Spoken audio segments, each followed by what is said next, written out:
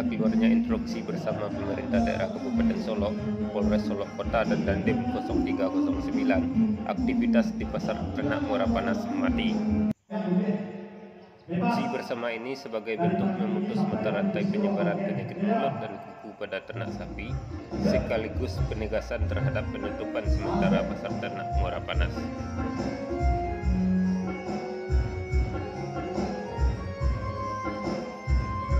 Namun penutupan pasar ternak tersebut sangat disayangkan para pedagang ternak, di mana menurut mereka kebijakan yang diambil pemerintah Kabupaten Solok terlalu cepat dan sepihak.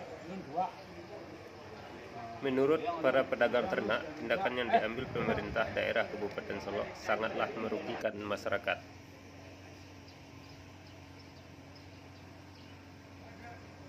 Selain itu, anggota DPRD Kabupaten Solok, Madra Irawan, juga meminta pemerintah daerah Kabupaten Solok agar memikirkan nasib para pedagang ternak.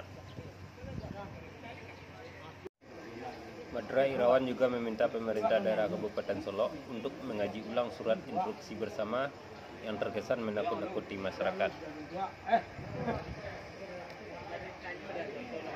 Berkaitan dengan penutupan Pasar Muara Panas, saya sebagai anggota DPRD, pemerintah seharusnya harus memikirkan nasib pedagang, karena Pasar Muara Panas, pasar ternak adalah pasar terbesar di Sumatera. Mereka mencari hidup dan melakukan jual beli hanya satu-satunya tempat di Muara Panas. Nah, bagaimana nasib pedagang ke depan? Seharusnya ini yang menjadi pemikiran dari pemerintah, bukan menutup pasar, karena PMK tersebut merupakan penyakit yang bisa disembuhkan melalui vaksin.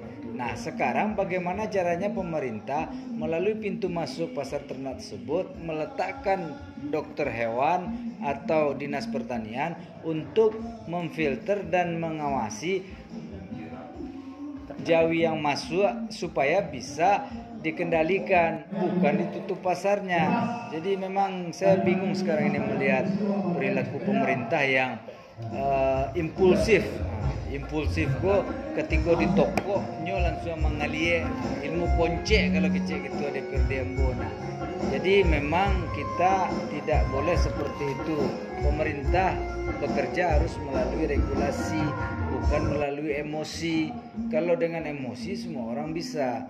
Jadi dengan kondisi seperti itu, saya sebagai perwakilan DPRD dari Dapil 3 yang kebetulan juga Pasar Muara Panas di Dapil 3, tolong dikaji ulang kembali kebijakan edaran yang dibuat oleh pemerintah tersebut.